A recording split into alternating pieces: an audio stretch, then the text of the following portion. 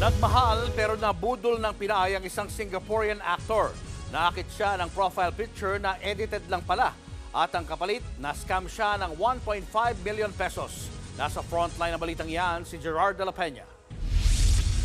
Parang pelikula ang nangyari sa Singaporean veteran actor na si Lawrence Pang. Nagpunta siya sa isang dating site para maghanap ng Pinay na makakasama kapag nagbakasyon siya sa Pilipinas sa Pebrero.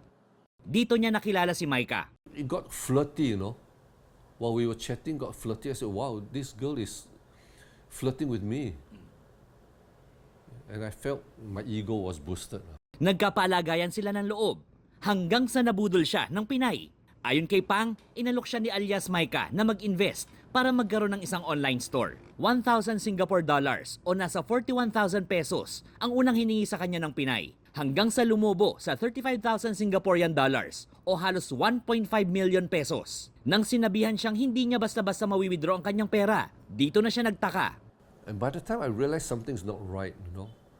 So I decided to delete all the products on my shopping site.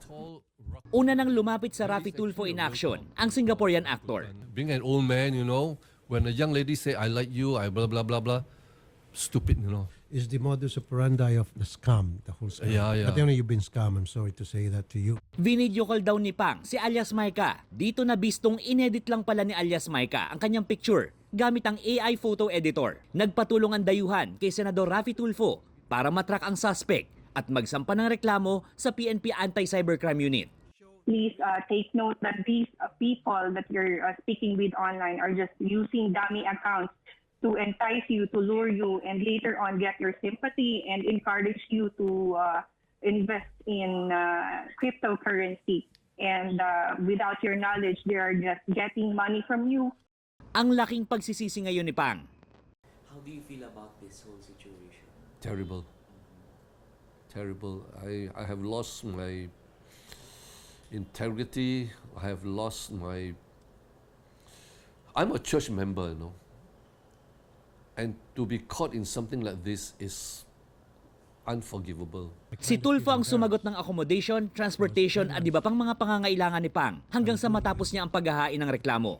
Ayon sa Cybercrime Investigation and Coordinating Center, bukod kay Pang, isang Koreano at isang babaeng Malaysian ang lumapit sa ahensya noong Disyembre dahil naging biktima rin ng umano'y love scam sa Pinas. Siguradong sa mga dating apps ang takbo ng maraming mga single lalo't papalapit na ang buwan ng mga puso. Hindi naman talaga masama pero merong mga dapat pag-ingatan para makaiwas sa scam.